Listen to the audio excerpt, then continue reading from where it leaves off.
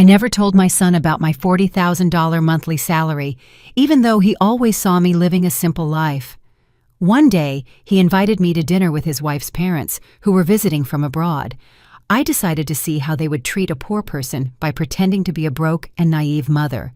But the moment I stepped through the door of that restaurant, everything changed. What happened that night devastated my daughter-in-law and her family in a way they never imagined. And trust me, they deserved it. Let me explain how I got there. Let me tell you who I really am, because my son, Marcus, at 35 years old, never knew the truth about his mother. To him, I was always just the woman who left early for the office, who came back tired in the evenings, who cooked with whatever was in the fridge. Just another employee, maybe a secretary, someone ordinary, nothing special. And I never corrected him. I never told him that I earned $40,000 every month, that I had been a senior executive at a multinational corporation for almost 20 years, signing million-dollar contracts and making decisions that affected thousands of people. Why tell him? Money was never something I needed to hang on the wall like a trophy. I grew up in an era where dignity was carried within, where silence was worth more than hollow words. So I guarded my truth. I lived in the same modest apartment for years. I used the same leather handbag until it was worn out. I bought clothes at discount chains, cooked at home, saved everything, invested everything, and became rich in silence. Because true power doesn't shout. True power observes. And I was observing closely when Marcus called me that Tuesday afternoon. His voice sounded different, nervous, like when he was a kid and had done something wrong. "Mom, I need to ask you a favor. Simone's parents are visiting from overseas. It's their first time here. They want to meet you. We're having dinner on Saturday at a restaurant. Please, come." Something in his tone made me uncomfortable. It wasn't the voice of a son inviting his mother. It was the voice of someone asking not to be embarrassed, to fit in, to make a good impression. "Do they know anything about me?" I asked calmly. There was a silence. Then Marcus stammered, "I told them you work in an office, that you live alone, that you're simple, that you don't have much." There it was, the word simple, as if my entire life could be contained in that miserable adjective, as if I were a problem he needed to apologize for. I took a deep, deep breath. "Okay, Marcus, I'll be there." I hung up and looked around my living room. Old but comfortable furniture, walls without expensive artwork, a small TV, nothing that would impress anyone. And at that moment, I decided. If my son thought I was a poor woman, if his wife's parents were coming ready to judge, then I would give them exactly what they expected to see. I would pretend to be broke, naive, and desperate. A mother barely surviving. I wanted to feel firsthand how they treated someone who had nothing. I wanted to see their true faces because I suspected something. I suspected Simone and her family were the type of people who measured others by their bank accounts, and my instinct never fails. Saturday arrived. I dressed in the worst outfit I owned. A light gray, shapeless, wrinkled dress, the kind they sell at a thrift store. Old, worn-out shoes, no jewelry, not even a watch. I grabbed a faded canvas tote bag, pulled my hair back into a messy ponytail, and looked in the mirror. I looked like a woman broken by life, forgettable, perfect. I got into a taxi and gave the address, a high-end restaurant in the most exclusive part of the city, the kind where the menu doesn't list prices, where each table setting costs more than the average person's monthly salary. As we drove, I felt something strange, a mix of anticipation and sadness. Anticipation because I knew something big was coming. Sadness because a part of me still hoped I was wrong. I hoped they would treat me well, that they would be kind, that they would look past the old clothes. But the other part, the one that had worked 40 years among corporate sharks, that part knew exactly what was waiting for me. The taxi stopped in front of the restaurant. Warm lights, a doorman in white gloves, elegant people entering. I paid, stepped out, took a deep breath, crossed the threshold, and there they were. Marcus was standing next to a long table near the windows. He wore a dark suit, a white shirt, and shiny shoes. He looked anxious. Beside him was Simone, my daughter-in-law. She wore a tailored cream dress with gold accents, high heels, her perfectly straight hair falling over her shoulders. She looked impeccable, as always. But she wasn't looking at me. She was looking towards the entrance with a tense, almost embarrassed expression. And then I saw them, Simone's parents, already seated at the table, waiting like royalty on their thrones. The mother, Veronica, wore a fitted emerald green dress, full of sequins, jewels on her neck, wrists, and fingers. Her dark hair was pulled back in an elegant bun. She had that cold, calculated type of beauty that intimidates. Beside her was Franklin, her husband, an immaculate gray suit, a giant watch on his wrist, a serious expression. Both looked like they had stepped out of a luxury magazine. I walked toward them slowly, with short steps, as if I were afraid. Marcus saw me first, and his face changed. His eyes widened. He looked me up and down. I noticed him swallow. "Mom, you said you'd come." His voice sounded uncomfortable. "Of course, son. Here I am." I smiled timidly, the smile of a woman unaccustomed to such places.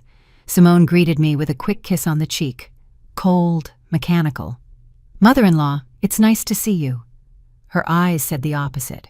She introduced me to her parents in a strange, almost apologetic tone. "Dad, Mom, this is Alara, Marcus's mother." Veronica looked up, studied me, and in that instant I saw everything. The judgment, the disdain, the disappointment. Her eyes scanned my wrinkled dress, my old shoes, my canvas tote. She didn't say anything at first, just extended a hand, cold, quick, and weak. "A pleasure." Franklin did the same, a weak handshake, a false smile. Charmed. I sat down in the chair at the end of the table, the one furthest from them, as if I were a second-class guest. No one helped me pull out my chair. No one asked if I was comfortable. The waiter arrived with the elegant, heavy menus, written in French. I opened mine and pretended not to understand anything. Veronica watched me. "Do you need help with the menu?" she asked with a smile that didn't reach her eyes. "Yes, please. I don't know what these words mean." My voice came out small, timid. She sighed and ordered for me. "Something simple," she said. "Something that doesn't cost too much. We don't want to overdo it." The phrase hung in the air. Franklin nodded. Marcus looked away. Simone played with her napkin. No one said anything, and I just watched. Veronica started talking first about general things, the journey from abroad, how tiring the flight was, how different everything was here. Then she subtly began to talk about money. She mentioned the hotel where they were staying. $1,000 a night. She mentioned the luxury car they had rented, obviously. She mentioned the stores they had visited. "We bought a few things. Nothing major, just a few $1,000s. She spoke, looking at me, expecting a reaction, expecting me to be impressed. I just nodded. "How nice," I said. "That's lovely," she continued. "You know, Alara, we've always been very careful with money. We worked hard, we invested well. Now we have properties in 3 countries. Franklin has major businesses, and I oversee our investments." She smiled, a smile of superiority. "And you, Alara, what exactly do you do?" Her tone was sweet, but venomous. "I work in an office," I replied, lowering my gaze. "I do a little bit of everything, paperwork, filing, simple things." Veronica exchanged a look with Franklin. "Ah, I see. Administrative work. That's fine. It's honest. All jobs are dignified, right?" "Of course," I replied. The food arrived. Enormous plates with tiny portions, all decorated like art. Veronica cut her steak with precision. "This costs $80, she said, "but it's worth it. Quality is worth paying for. One can't just eat anything. Right, Alara?" I nodded. "Of course you're right." Marcus tried to change the subject, talking about work and some projects. Veronica interrupted him. "Son, does your mother live alone?" Marcus nodded. "Yes, she has a small apartment." Veronica looked at me with feigned pity. It must be difficult, isn't it? Living alone at your age without much support? And does your salary cover everything? I felt the trap closing. I barely replied, but I manage. I save where I can. I don't need much. Veronica sighed dramatically. Oh, Elara, you are so brave. Truly, I admire women who struggle alone, although, of course, one always wishes to give our children more, to give them a better life. But oh well, everyone gives what they can. There was the subtle but deadly blow. She was telling me I hadn't been enough for my son, that I hadn't given him what he deserved, that I was a poor, insufficient mother. Simone was looking at her plate. Marcus was clenching his fists under the table, and I just smiled. Yes, you're right. Everyone gives what they can. Veronica continued. We always made sure Simone had the best. She went to the best schools, traveled the world, learned 4 languages. Now she has an excellent job, earns very well. And when she married Marcus, well, we helped them quite a bit. We gave them money for the down payment on the house. We paid for their honeymoon because that's just who we are. We believe in supporting our children. She looked at me intently.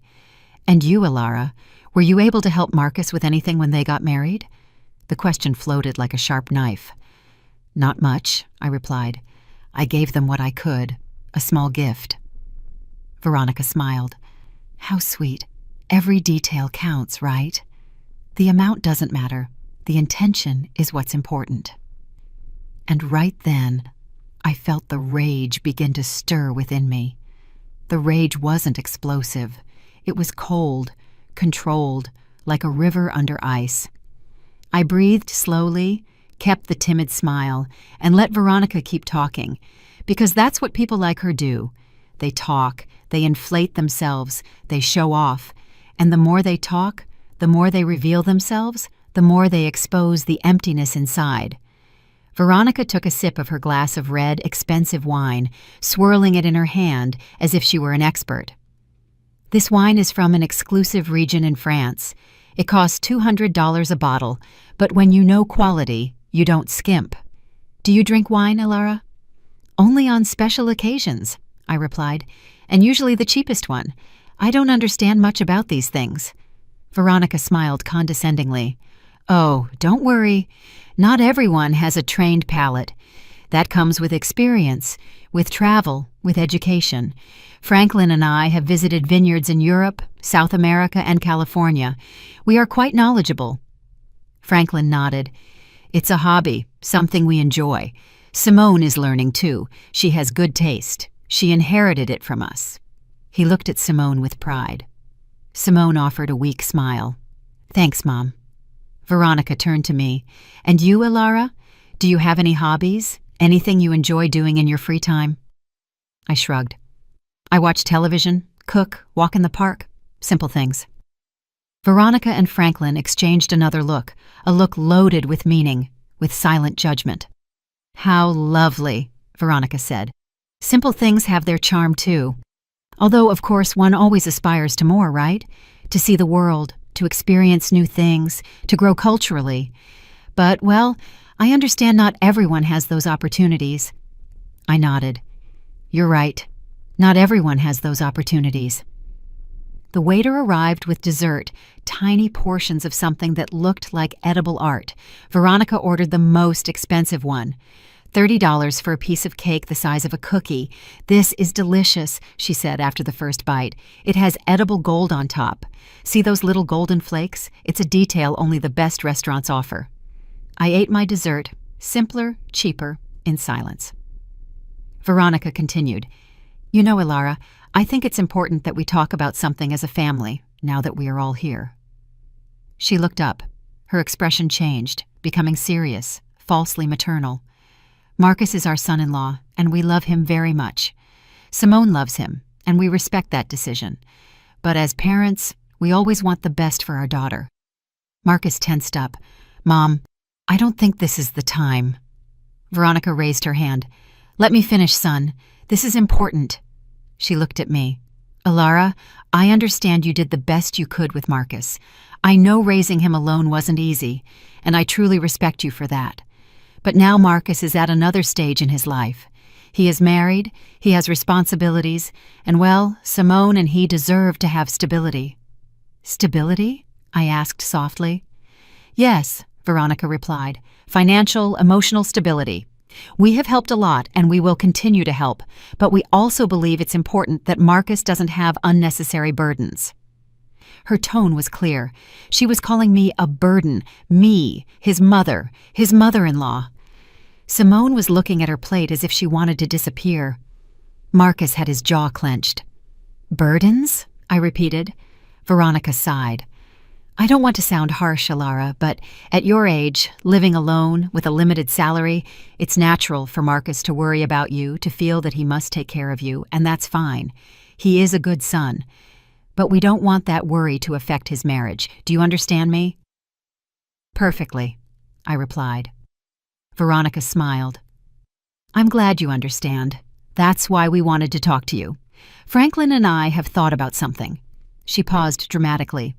"We could help you financially, give you a small monthly allowance, something that allows you to live more comfortably without Marcus having to worry so much.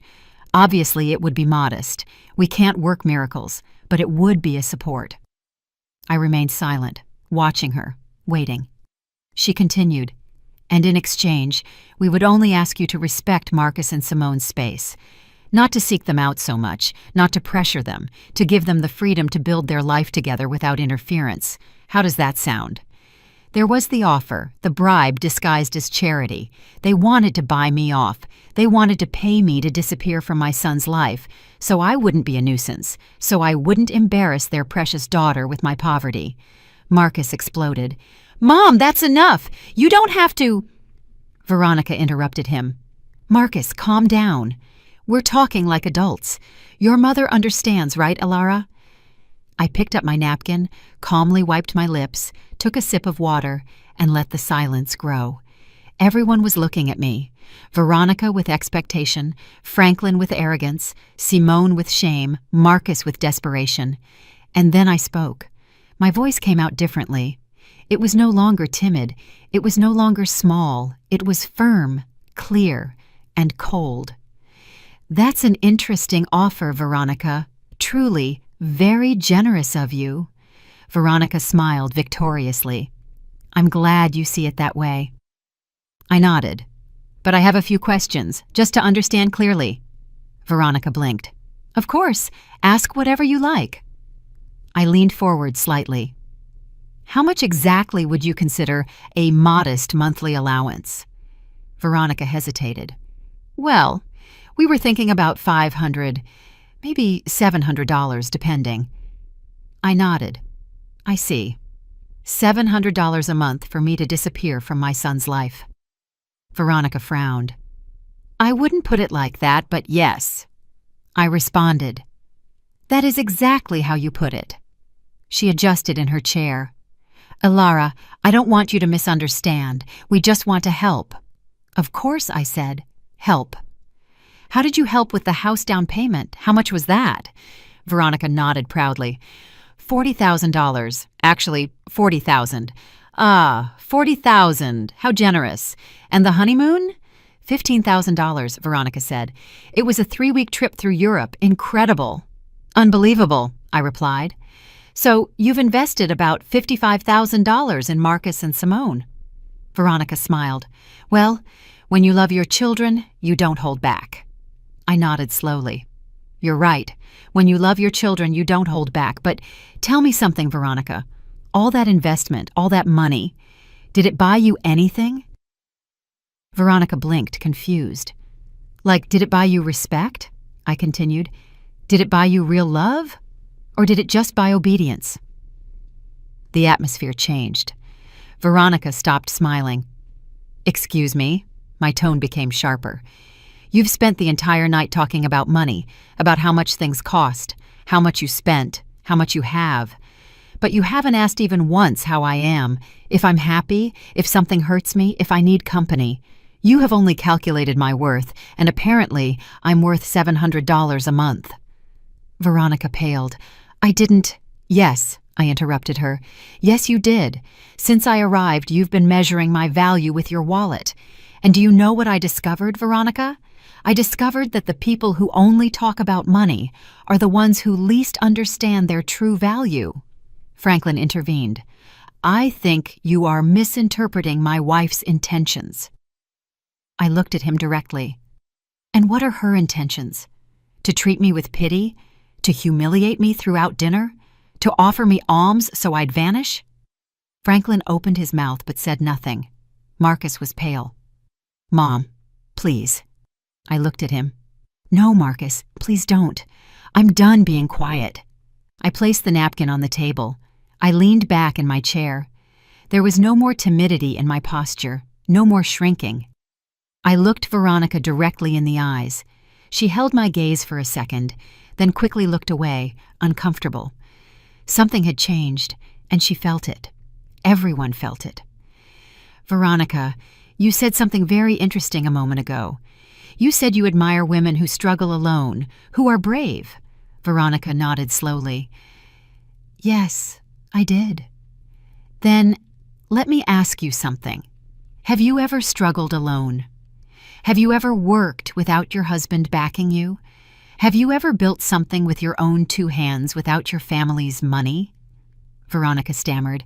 I have my own achievements. Like what? I asked with genuine curiosity. Tell me. Veronica adjusted her hair. I manage our investments. I oversee properties. I make important decisions in our businesses. I nodded. Businesses your husband built, properties you bought together, investments made with the money he generated, or am I wrong? Franklin intervened, annoyed. That's not fair. My wife works just as hard as I do. Of course, I replied calmly.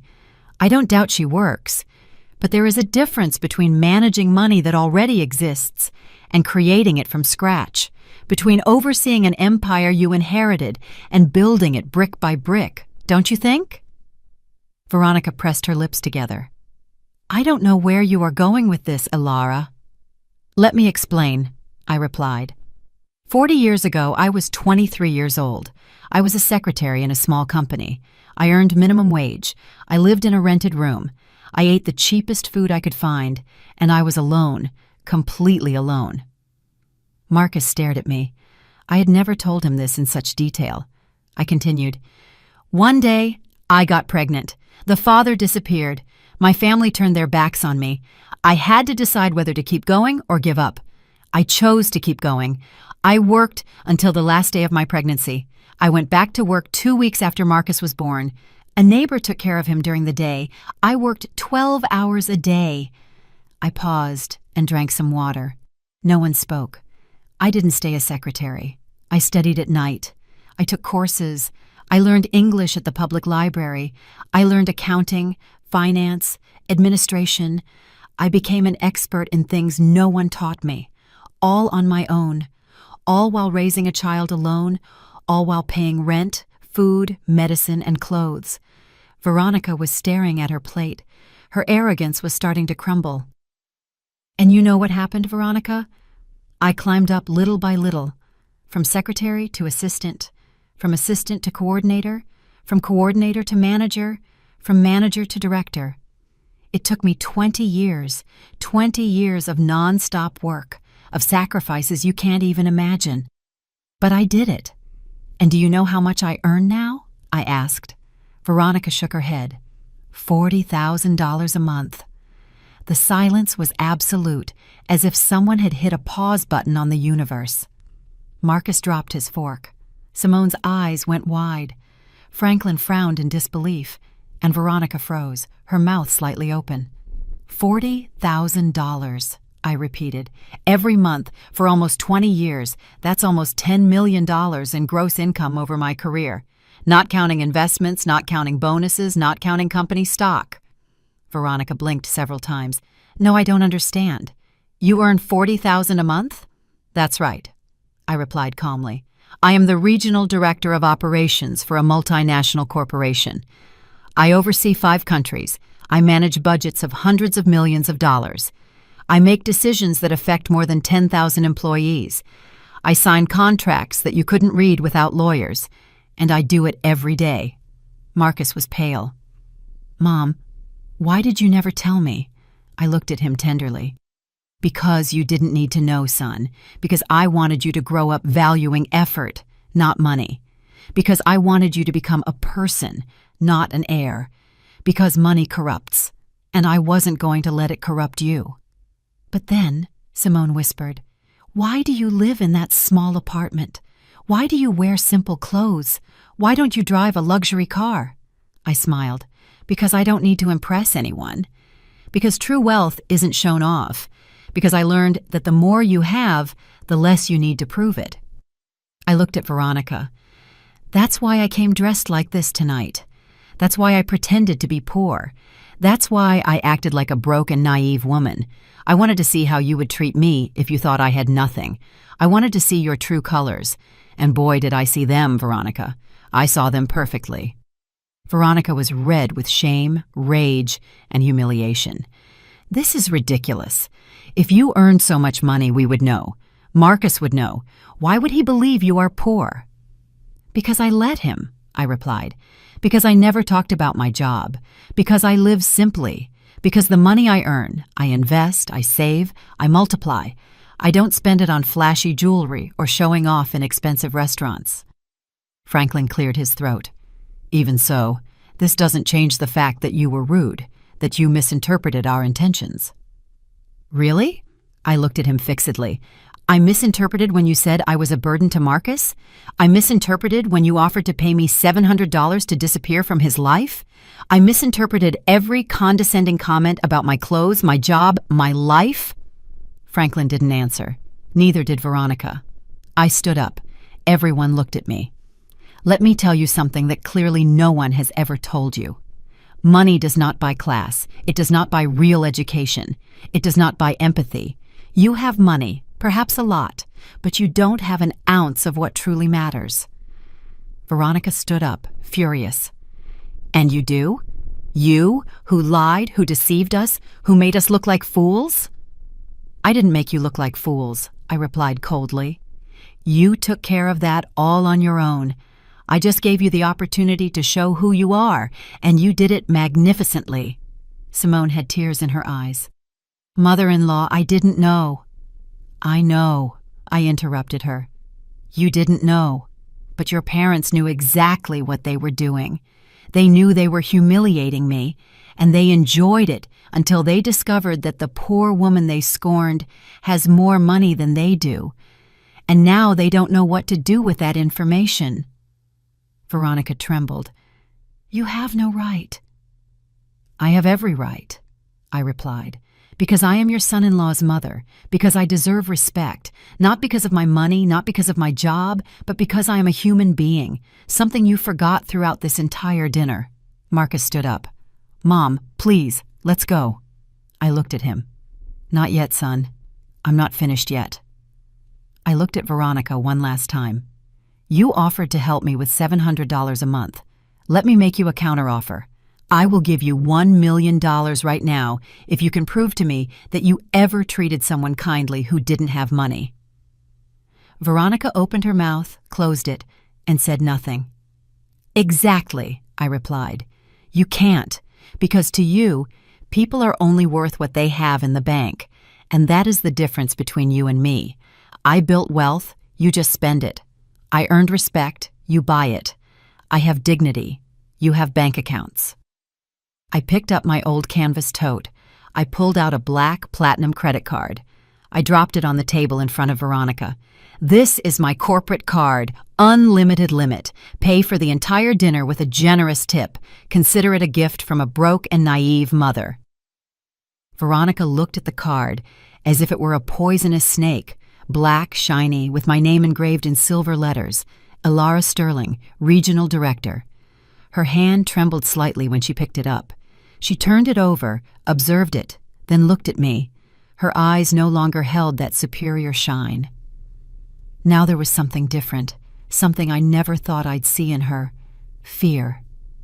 I don't need your money, she said, her voice broken. I know, I replied, but I didn't need your pity either.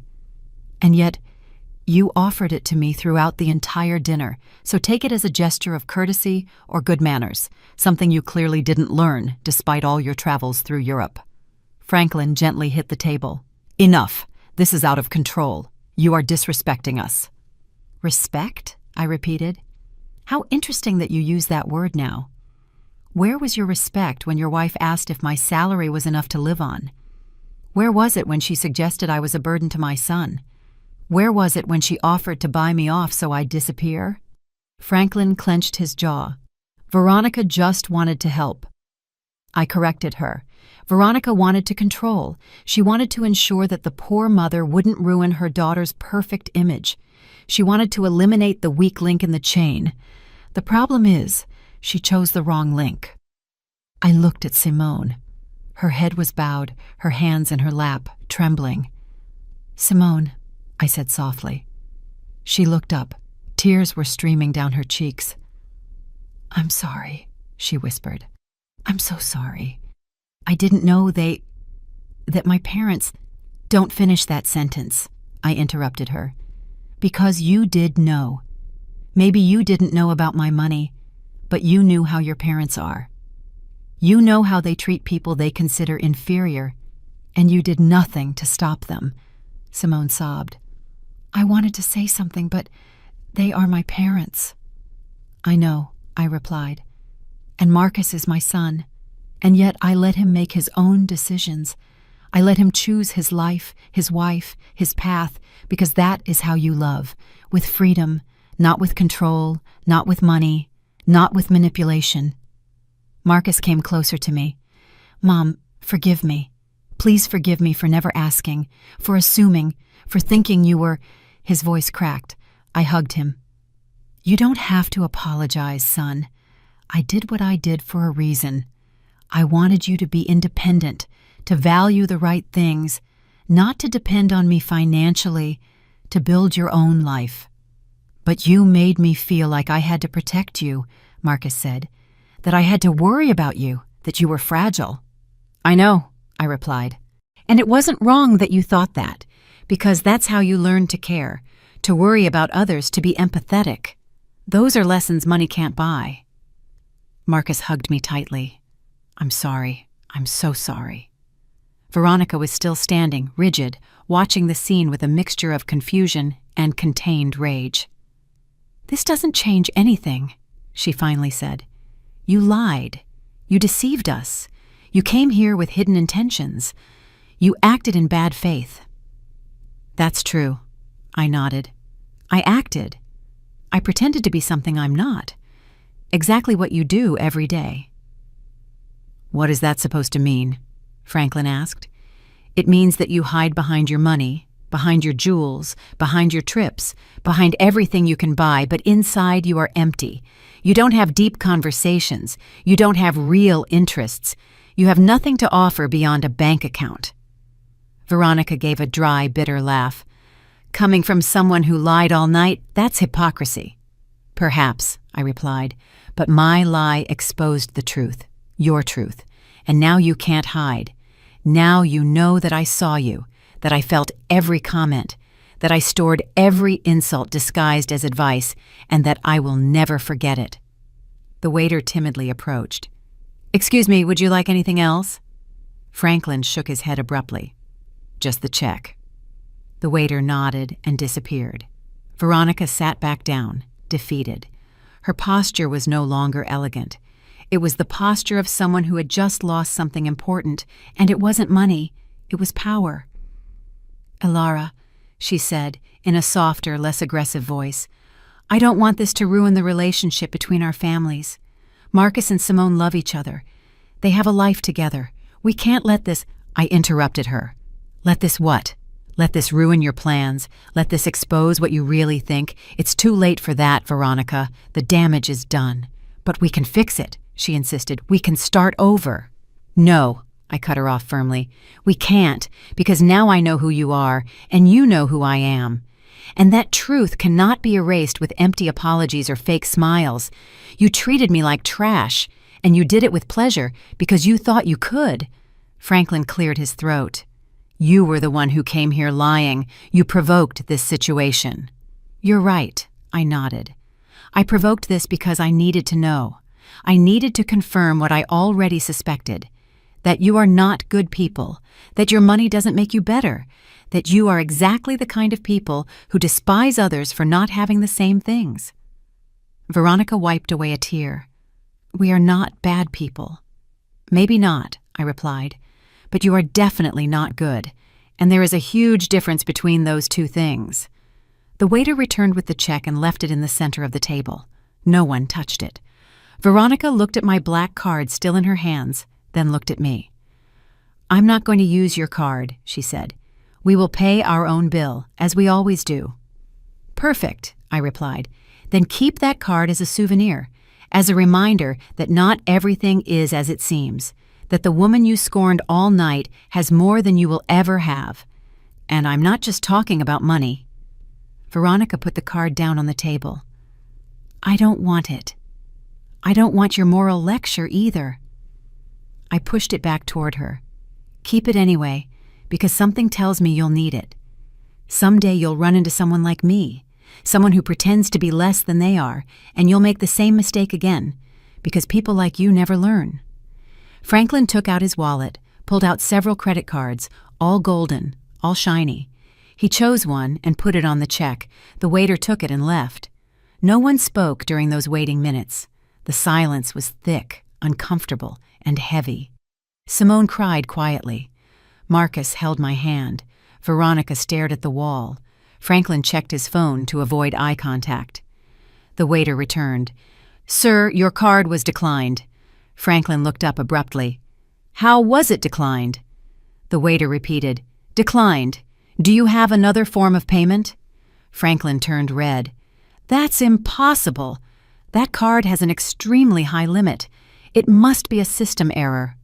The waiter shrugged. I can try again if you like. Franklin handed him another card. The waiter left. Veronica nervously looked at her husband.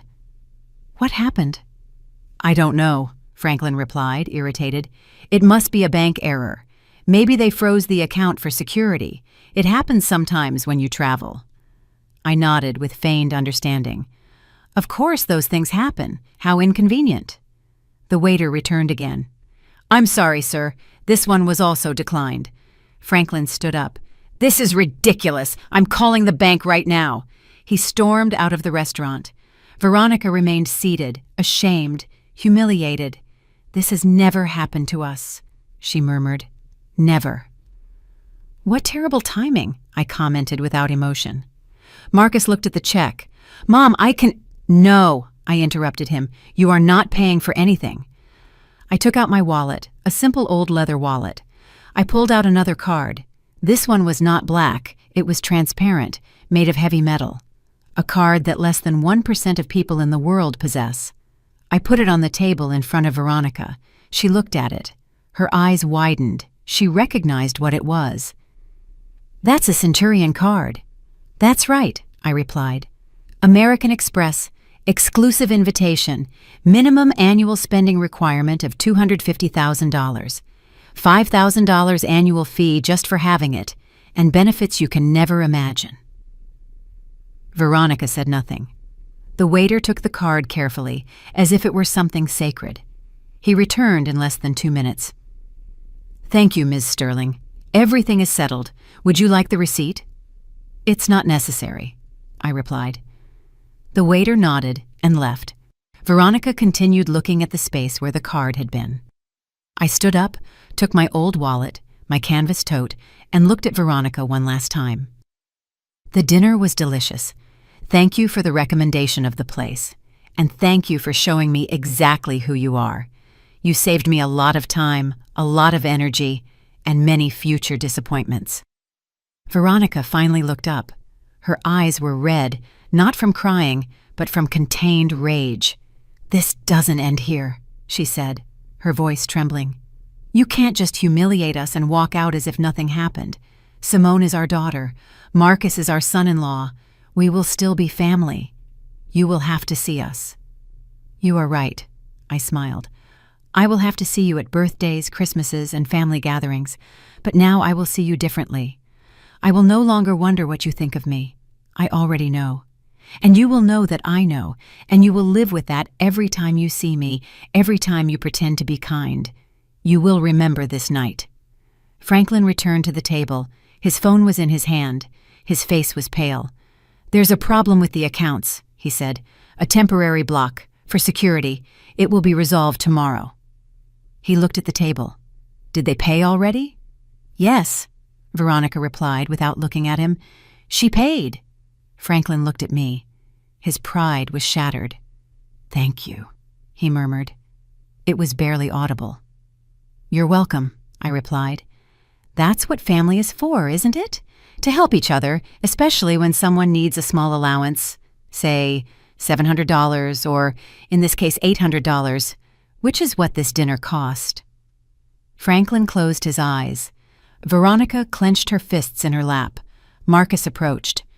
"Mom, let's go, please. It's enough." I looked at him. "You're right. It is enough." I turned to Simone. She was still crying quietly. "Simone," I said softly. She lifted her head. "You are not to blame for how your parents are. No one chooses their family. But you do choose how you act, how you treat others, how you will raise your own children someday." Simone nodded through her tears. "I'm sorry," she whispered again. "Don't apologize again," I told her. "Just learn. Learn that money does not define people, that humility is not weakness, that respecting others costs nothing, and that if you ever have children, teach them to see the heart of people, not their bank account." Simone sobbed harder. Marcus hugged her. Veronica looked away. Franklin checked his phone again, avoiding all eye contact. I headed for the exit. I took a few steps, then stopped and turned around one last time. "Ah, Veronica, one more thing." She looked at me. "Do you remember when you said you speak 4 languages? Veronica frowned. "What does that have to do with anything?" "Just curious," I replied. "In which of those 4 languages did you learn to be kind? Because clearly it wasn't in any of them." Veronica opened her mouth, but no words came out. "Exactly," I said. "You can speak 100 different languages and still not say anything worth listening to." I walked out of the restaurant. Marcus walked beside me. The fresh night air hit my face. I breathed deeply. I felt as if a huge weight had been lifted off me. Not a physical weight, but an emotional one. The weight of pretending, of tolerating, of keeping silent. Marcus took my arm. "Mom, are you okay?" "Perfectly fine," I replied. "Better than ever. And you, Marcus?" Marcus sighed. "I don't know. I'm processing everything." "I can't believe you never told me about your job, about your money, about everything you accomplished." I stopped and looked him in the eyes. "Does it bother you?" He quickly shook his head. "No, of course not. I'm proud, incredibly proud. But I also feel foolish, blind." "You are not foolish," I told him. "You simply saw what I wanted you to see. And I did it on purpose because I needed you to grow up without depending on me, without feeling you had an economic safety net waiting for you.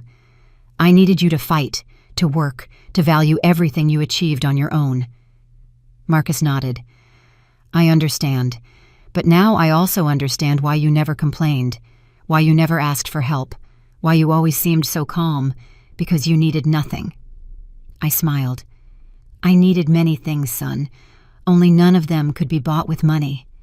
I needed to see you grow up, see you become a good man, see you make the right decisions." "And I achieved that, even marrying Simone?" he asked in a weak voice. "Even marrying Simone," I replied. "She is not her parents. She can learn. She can change. But that depends on her and on you, on how you build your relationship, on what values you choose to follow." Marcus remained silent, processing, thinking. A taxi stopped in front of us. I had called for a rideshare as we left. I opened the door. Marcus stopped me. "Mom, can I ask you something?" "Of course." "Why did you do it? Why did you come pretending to be poor? Why didn't you just tell them the truth from the beginning?" I closed the taxi door. I turned to him. "Because I needed to know, son.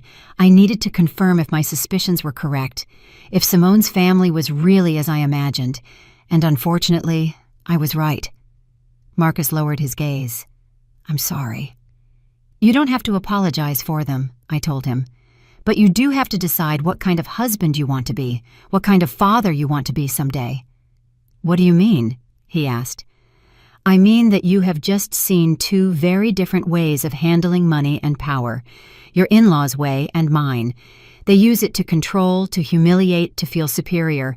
I use it to have freedom, to help without showing off, to live peacefully. You decide which path to follow. Marcus slowly nodded. I understand. I opened the taxi door again and got in. I rolled down the window. Marcus came closer. Mom, one last question. Tell me, are you ever going to forgive Veronica and Franklin? I thought about it for a moment. Forgiving doesn't mean forgetting, I replied. Nor does it mean allowing it to happen again. I might forgive them someday when I see a real change, when they start seeing people as people, not as numbers. But until then, I will simply be polite, distant, and extremely cautious. And me? Marcus asked. Do you forgive me for not asking? For assuming? For allowing this dinner to happen? I looked at him tenderly. Son, there is nothing to forgive. You did what you thought was right. You wanted your family to meet. That is beautiful. What happened afterward was not your fault. It was theirs, and a little bit mine, too, because I decided to play their game. Marcus smiled weakly. You won. I won, I nodded, but I don't feel victorious. I feel tired and sad because I confirmed something I didn't want to confirm, that some people will never change, that some families are broken even if they have money, that there are voids no bank account can fill. The taxi driver cleared his throat. Ma'am, should we go? Yes, I replied. Give me 1 second. I looked at Marcus one last time. Go to Simone. Talk to her, listen to her, support her. But also be honest. Tell her how you felt tonight. Tell her what you expect from her family and from her. Because if you don't establish boundaries now, this will happen again and again. I will, Marcus promised.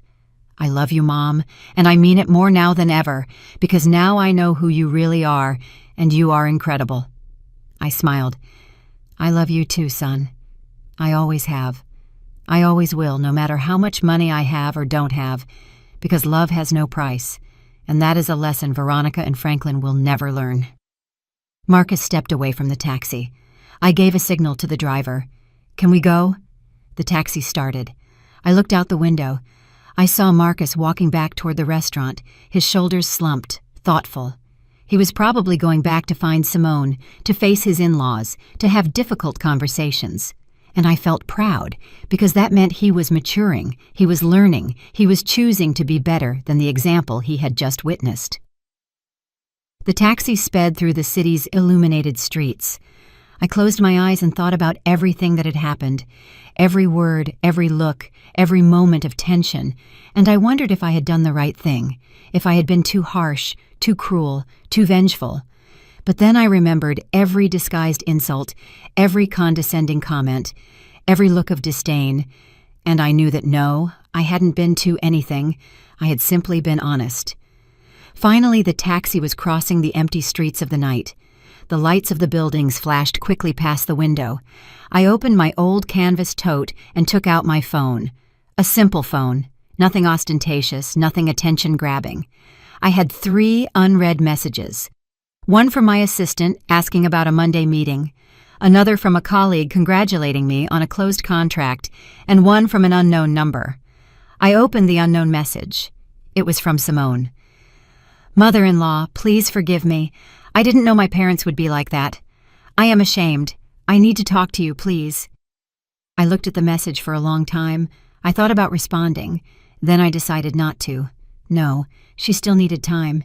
She needed it too. Words rushed out of guilt rarely mean anything real. True changes take time, reflection, and consistent action. I put the phone aside. The taxi driver looked at me through the rearview mirror. Excuse me for asking, ma'am, is everything okay? I looked up at him. Yes, everything is fine. Why? Well, you got in very quietly. And normally, the people who come out of that restaurant are happy, talking about how delicious the dinner was. You came out as if you had been in a war. I smiled slightly. Something like that. Was it that obvious? He shrugged.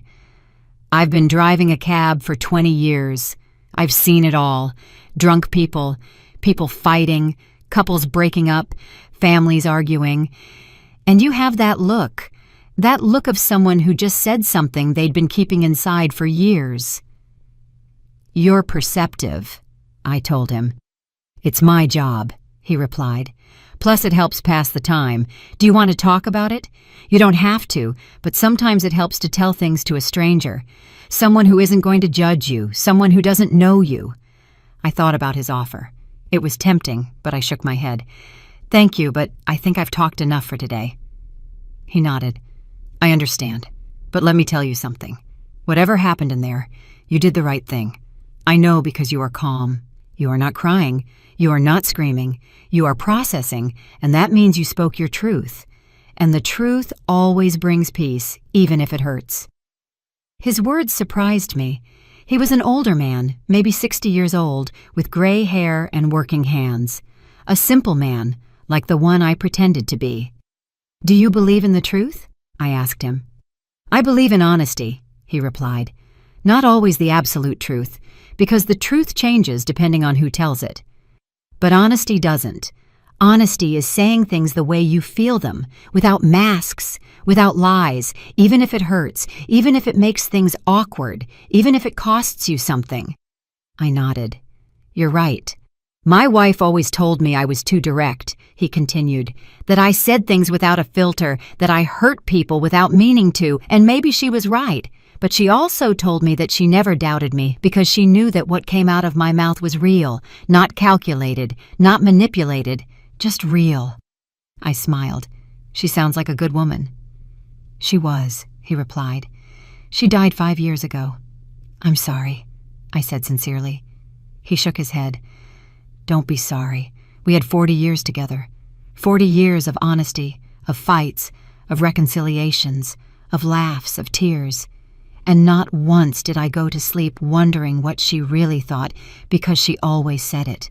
And so did I. That is a gift. You're right, I murmured. It's a gift. The taxi stopped at a red light. Can I ask you something personal?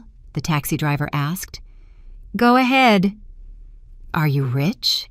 The question took me by surprise, not because of the question itself, but because of the direct way he asked it. Why do you ask that? Because I picked you up from a $1,000 per person restaurant, but you dress like someone who shops at discount stores. You have an old bag, worn-out shoes, but you talk like an executive. You move like someone with power, and you paid for my cab with crisp new bills that you pulled out of a wallet that looks 20 years old. Observant, I commented. Part of the job, he repeated. Then am I? It depends on how you define rich, I replied. If you are talking about money, yes, I have enough, more than enough. If you are talking about happiness, I also have peace, health, a son I love, work I am passionate about. That makes me rich in many ways. He nodded, satisfied. I knew there was something. Truly rich people don't need to prove it. The light changed to green. The taxi moved forward. And what happened in that restaurant? He asked. If it's not too indiscreet. I pretended to be poor, I replied, to see how they would treat me. He let out a loud laugh. Seriously? That is brilliant. And how did they treat you? Like trash, I said without emotion. They humiliated me. They offered me alms. They treated me as if I were invisible, less than human. He stopped laughing. I'm sorry. That must have hurt. A little, I admitted. But it also confirmed something for me. That I was right about those people. That they weren't worth my time. That they didn't deserve my respect. And now they know it. Now they know who I am. And they will have to live with that shame. The taxi driver whistled softly. That must have been epic. It was, I smiled. It definitely was. We arrived at my building. An older, middle-class building. Nothing luxurious, nothing impressive, but comfortable, safe, home. The taxi driver parked and looked at the building. "You live here?" "I live here," I confirmed. He shook his head, astonished. "You truly are special. Most people with money move to expensive areas, to buildings with doormen, private security, gyms, and pools. You live like a normal person." "I am a normal person," I replied. "I just have more money than most. But that doesn't make me different. It doesn't make me better. Money is just a tool, not an identity." He smiled. "I wish more people thought that way. The world would be better." I took out my wallet. "How much is it?" $30, he replied. I gave him a $100 bill. "Keep the change, ma'am. This is too much." "It's not," I said. "You listened to me. You gave me perspective. You reminded me that there are still good people. That is worth more than $70. He took the bill carefully. "Thank you. Truly. Thank you." "Thank you," I replied.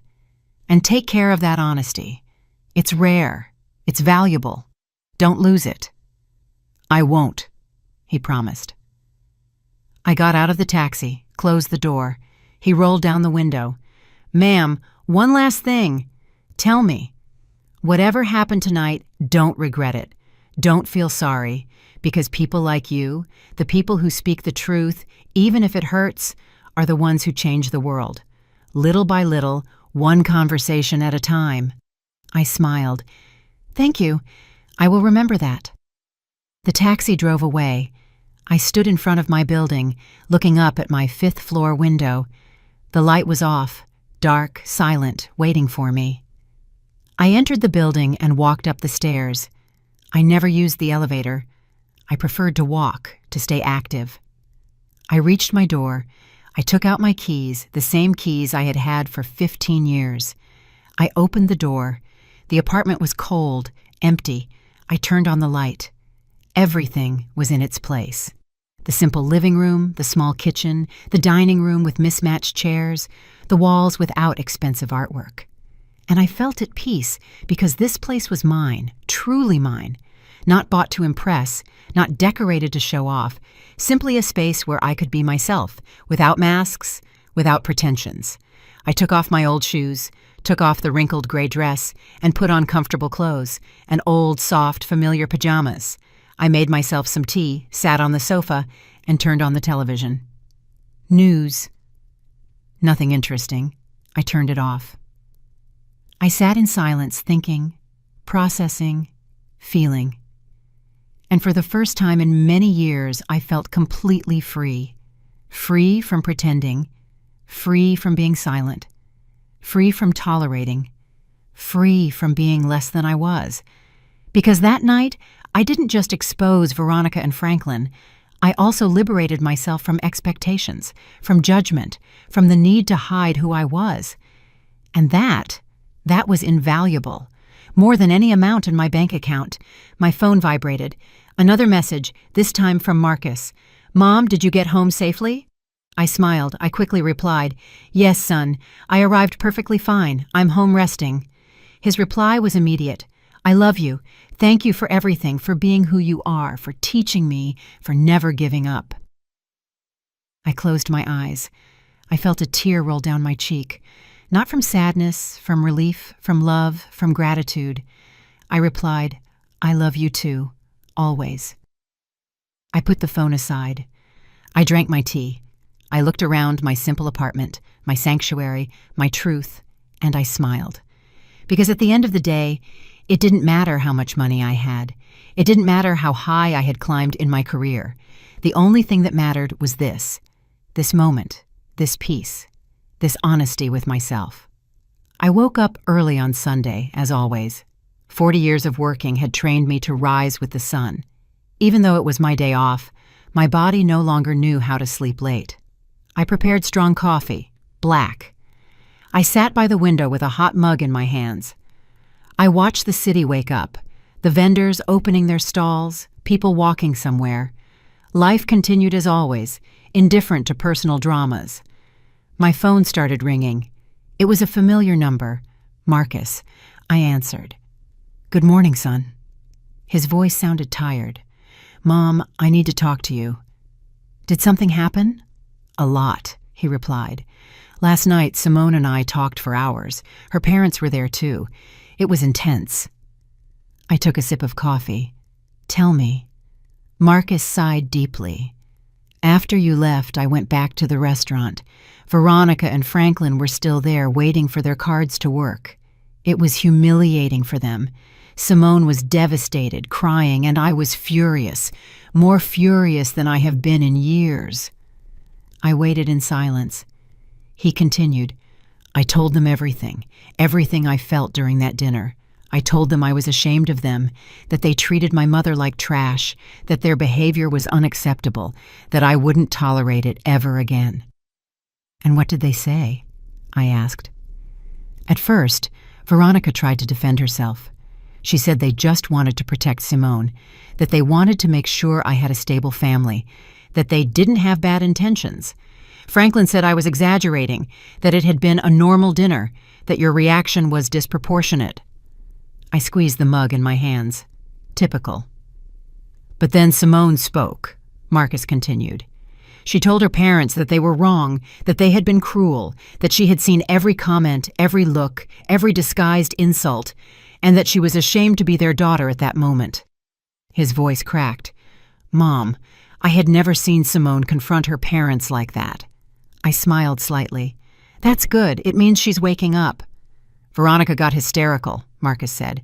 She started yelling that Simone was ungrateful, that they had sacrificed everything for her, that they had given her the best life, that she had no right to judge them. Franklin backed her up. He said we were being manipulated by you, that you had planned everything to make them look bad. I let out a dry laugh. Of course it's my fault.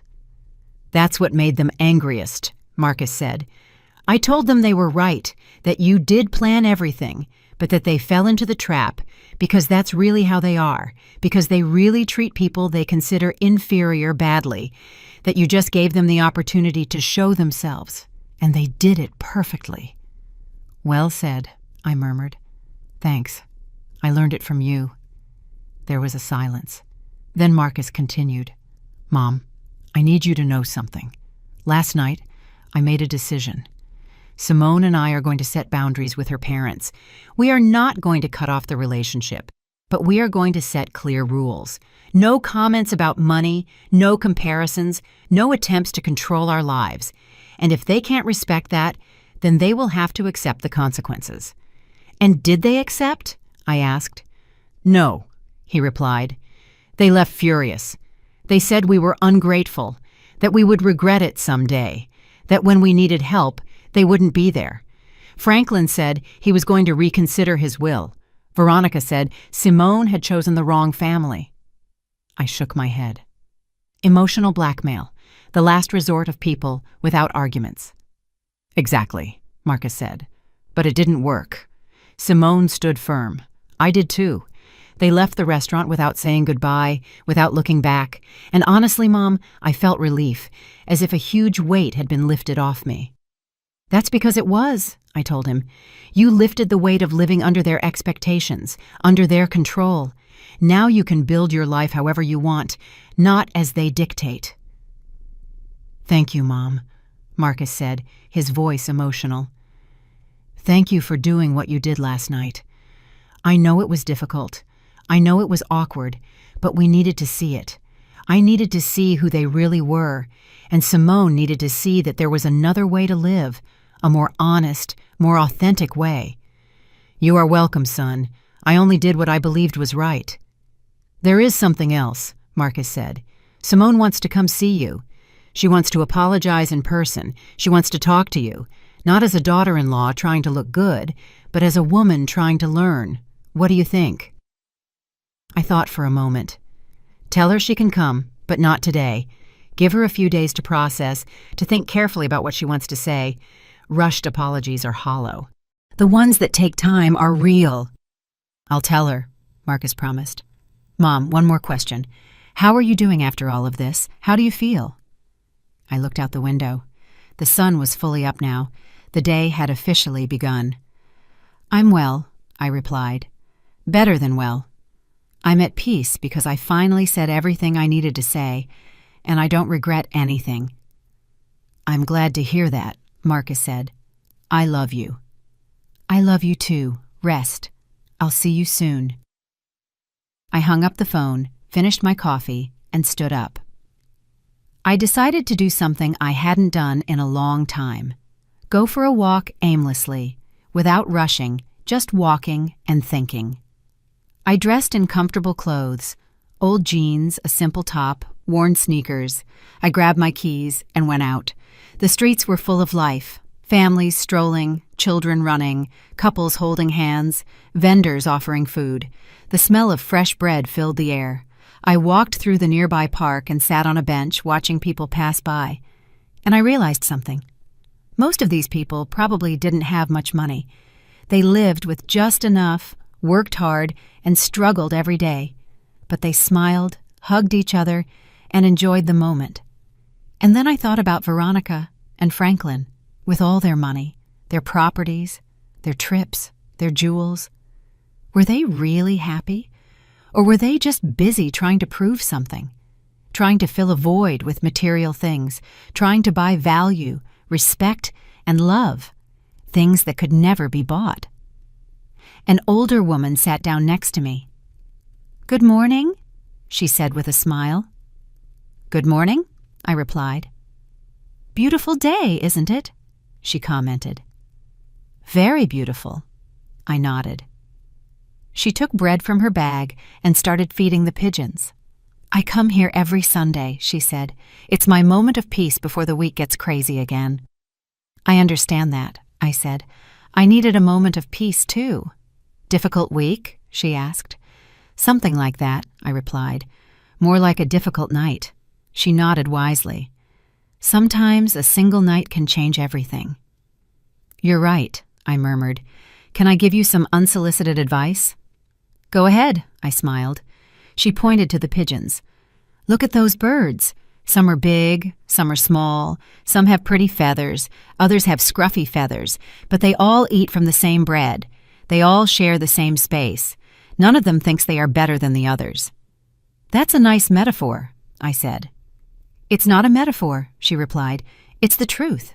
Humans are the only animals that invent false hierarchies, that measure value with external things. Pigeons don't do that. They just live. They just are. We should learn from them." I smiled broadly. "You are completely right.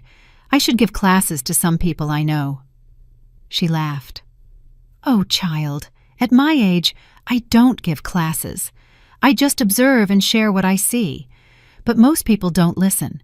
They are too busy running, buying, competing, forgetting that in the end, we all end up in the same place. With or without money, with or without jewels, with or without properties. We all end up turning into dust." "How philosophical," I commented. "How realistic," she corrected. "I have lived 82 years. I have seen it all, and I can tell you something. The most miserable people I met were the ones who had the most, because it was never enough. They always wanted more. They always competed. They always compared. And they died without having truly lived, without having truly loved, without having truly been." Her words resonated deep within me, as if she had touched upon something I already knew but hadn't articulated. "Thank you," I told her, "for sharing that." She patted my hand. "You're welcome, child. And remember, it doesn't matter how much you have or don't have. What matters is how you treat others, because that is what remains. That is what transcends. That is the only inheritance worth having." She slowly stood up, put her empty bag away, and waved goodbye. "Have a beautiful Sunday." "You too," I replied. I watched her walk away, a small woman, hunched with age, wearing old clothes and worn shoes, but with more wisdom than all the Veronicas and Franklins in the world combined. And I felt grateful for that encounter, for that reminder, for that truth, and powerful. I stayed on the bench for a while longer, thinking, feeling, processing everything that had happened, and I came to a conclusion. I didn't regret anything, no word, no action, because everything I did last night was necessary. It was liberating. It was honest. And honesty, even when it hurts, is always the right path. 3 days passed before Simone knocked on my door. 3 days of silence, processing, and reflection. When I heard the bell ring that Wednesday afternoon, I knew who it was. I opened the door. There she was, without makeup, her hair pulled back in a simple ponytail, dressed in jeans and a plain top. No jewelry, no heels. She looked vulnerable, real, different from the woman I had seen in the restaurant. "Mother-in-law," she said in a low voice. "May I come in?" I stepped aside. "Go ahead."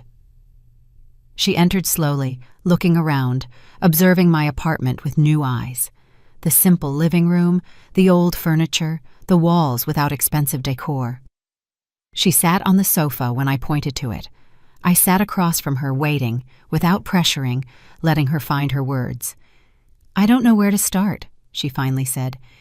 "Start where you feel ready," I replied. She took a deep breath.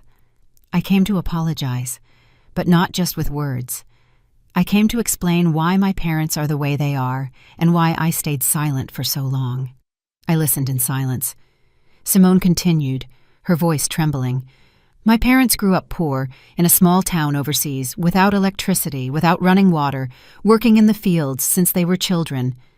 They saw their own parents die young due to lack of medicine, lack of money. They went hungry, they suffered, and they promised themselves they would never be poor again. They would do whatever it took to get out of there." I nodded. "I understand. That explains a lot." "They worked like animals," Simone continued. "They saved every penny. They immigrated looking for opportunities. Franklin built his business from scratch, literally from scratch. And when they started earning money, they never forgot what it was like not to have it. That's why they talk about it so much. That's why they measure everything by that standard, because to them, money means survival. It means security. It means never going back to that dark place." "It's understandable, Femeno," I said. "Trauma does strange things to people." Simone nodded. "But that doesn't excuse how they treated you. I know. And I want you to know that I saw everything, every comment, every look, every insult. And I stayed silent because I've been doing that my whole life, staying silent, accepting, letting them control everything. Because they taught me that contradicting them was a betrayal. It was ungrateful." "And now?" I asked. "Now I understand I was wrong," she replied. "That love is not control. That family is not blind obedience.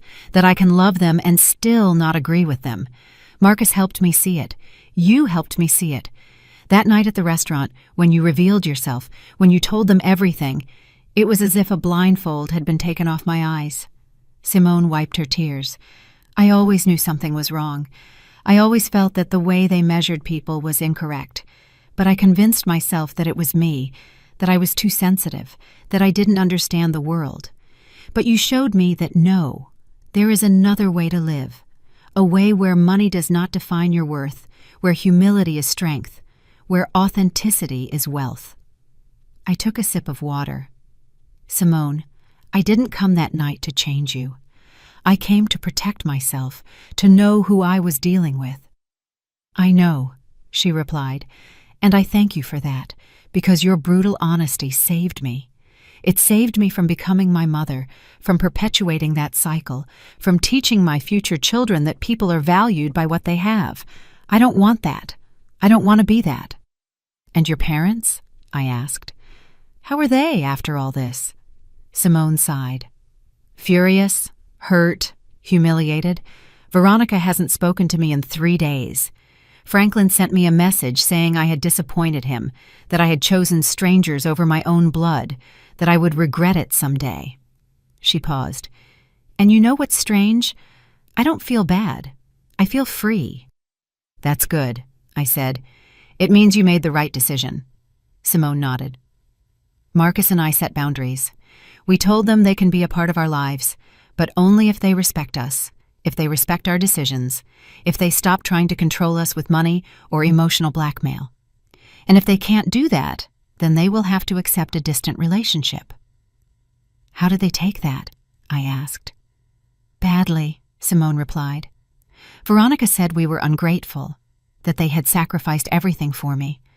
Franklin threatened to disinherit me, to cut off all financial aid, as if that were the only thing we cared about, as if our love for them depended on their money. And that's when I realized they really believe that. They really think their value is in their wallet."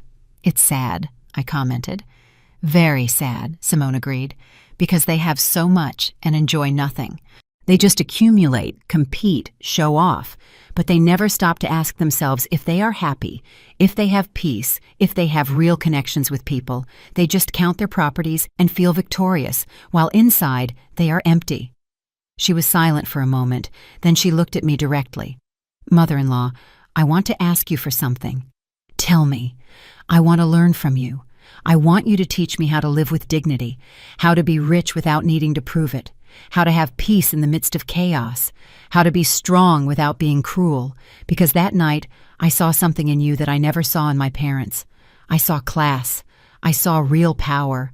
I saw a woman who didn't need to shout to be heard." I smiled tenderly. "Simone, I can't teach you that. That is learned by living, by making mistakes, by falling, by getting up. The only thing I can do is share my experience and tell you that the path is not easy. You will face criticism, judgment, people who won't understand why you live differently.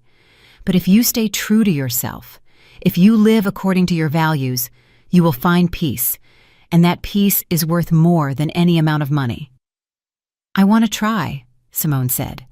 "I want to be better, not just for Marcus, but for me, because I deserve to live without that constant pressure, without that need to impress, without that fear of not being enough."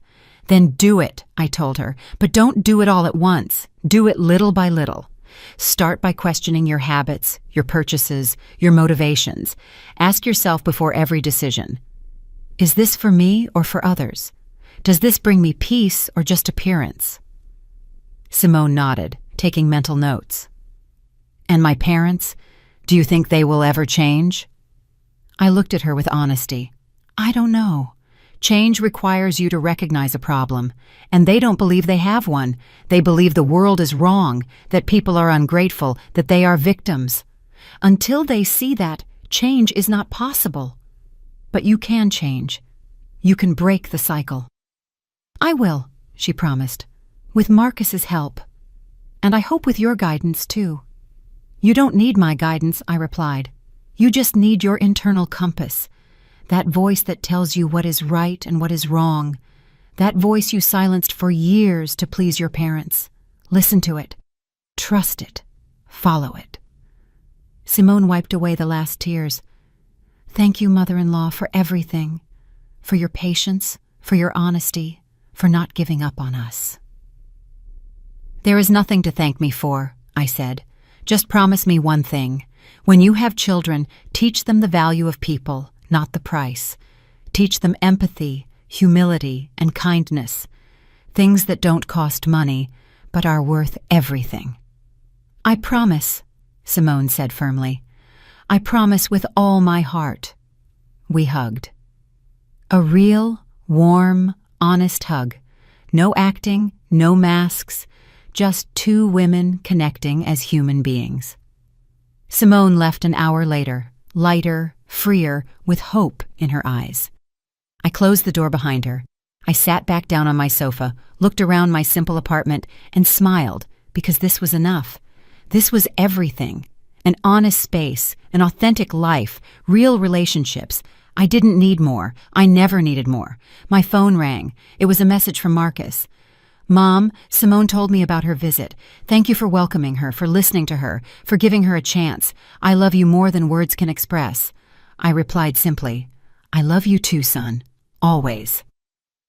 I put the phone aside. I sat by the window.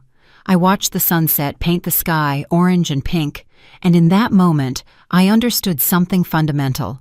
Real wealth is not about how much you have. It's about how much you enjoy what you have, how much peace you feel, how many genuine people surround you, how many times you can look in the mirror and be proud of who you are.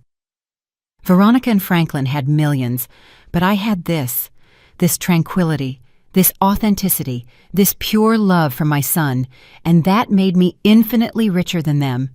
I never pretended to be poor again. I didn't need to. I had learned what I needed to learn. I had seen what I needed to see, and I had liberated what I needed to liberate. Veronica and Franklin continued to be who they were, rich in money, poor in spirit. But that was no longer my problem. I had spoken my truth. I had set my boundaries. I had protected my peace. And for the first time in a long time, I didn't have to pretend who I was. I was simply Alara, mother, executive, woman, survivor, fighter, rich in every sense that truly mattered. And that was more than enough. It was everything. Did you like the story? And which city are you listening from? Let's meet in the comments. If you like the story, you can support me by sending a super thanks so I can keep bringing more stories like this. Thank you so much for your sweet support. I'm looking forward to your comments on the story. On the screen, you can see 2 new life stories that I highly recommend. There's so much more on my channel. Don't forget to subscribe. See you in the next life story with love and respect.